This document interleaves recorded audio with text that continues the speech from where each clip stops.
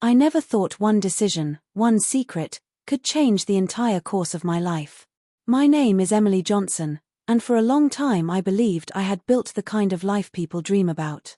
I had a loving husband named Michael, 2 children who were the center of my world, and a small but cozy house in suburban Ohio.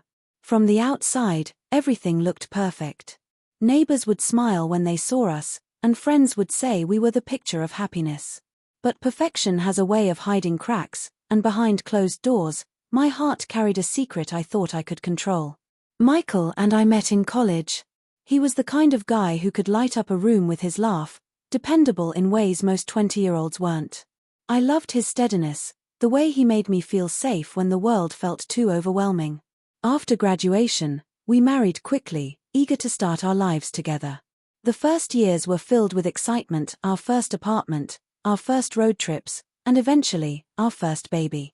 Holding our daughter, Chloe, in my arms for the first time made me think nothing could ever pull me away from this life we were building.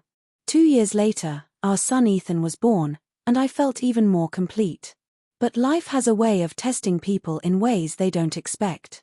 Michael worked long hours as an engineer, and while he did everything he could to provide for us, I sometimes felt invisible.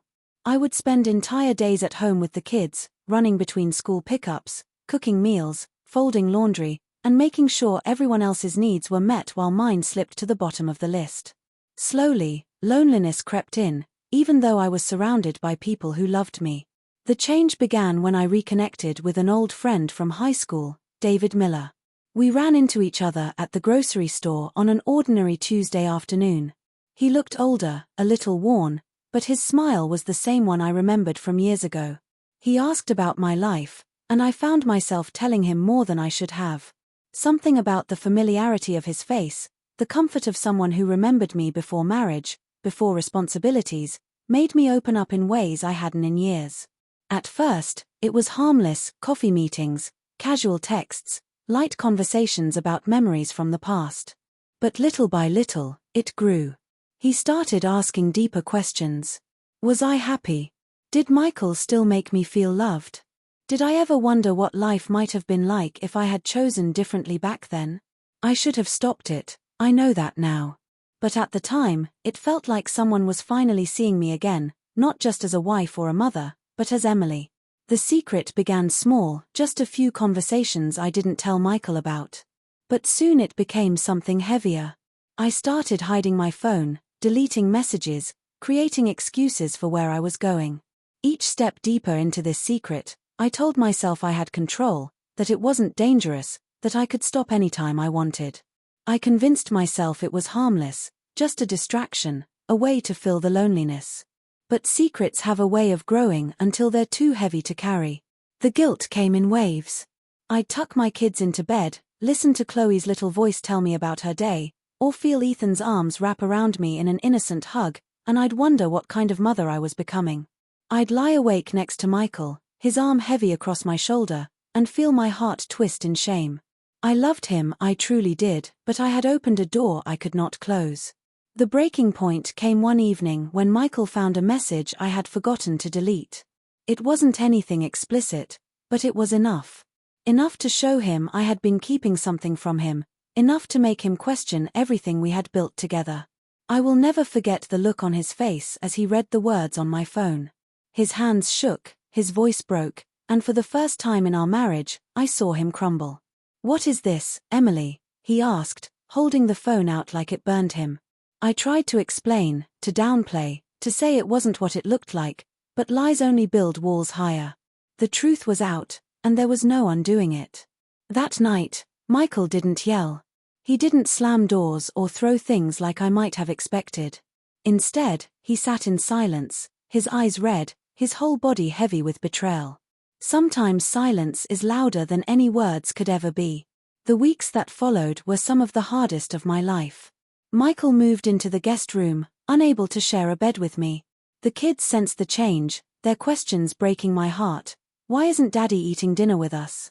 Why does Daddy sleep in the other room? I tried to protect them from the truth, but children always know when something is wrong. Friends and family noticed too. My sister asked me what was happening, and for the first time, I admitted it out loud. I had betrayed the man who had given me everything. Saying the words made me realize how much I stood to lose. It wasn't just my marriage, but the family we had built, the trust of my children, the life I had taken for granted. Michael didn't make any quick decisions. He went to work, came home, played with the kids, but he barely looked at me. Every time I tried to apologize, he would shake his head, his eyes filled with a pain I couldn't erase. I realized then that forgiveness is not something you can demand, it's something you have to earn, if it ever comes at all. Months passed, and we tried counseling. Sitting in that room, with a stranger asking us to dig into wounds that were still bleeding, was excruciating. I confessed everything, the loneliness, the choices, the lies. Michael listened, but I could see the walls he had built around his heart. He loved me, I knew he did, but he no longer trusted me. And without trust, love struggles to survive. Eventually, Michael made the decision I had been dreading. He told me he couldn't stay in the marriage, not after everything. His voice was steady, but his eyes told me he was breaking too. We sat at the kitchen table, the same table where we had shared breakfasts, celebrated birthdays, and laughed over family dinners, and he told me it was over. The divorce process was painful, not just legally but emotionally. We tried to shield Chloe and Ethan as much as possible, but they were old enough to know their world was changing. I watched their faces as they packed bags to go between two houses, and I knew my choices had stolen something precious from them. Looking back now, I see how one secret, one moment of weakness, destroyed the life I thought was unshakable. I lost the man who had stood by me for years, the family we had built together, and the trust that is the foundation of everything. David faded from my life quickly. What felt like an escape in the beginning turned out to be nothing compared to what I lost. He was never worth the cost.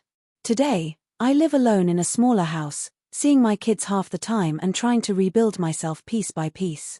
The hardest part is knowing that all of this could have been avoided if I had faced my loneliness differently, if I had been honest with Michael instead of keeping secrets.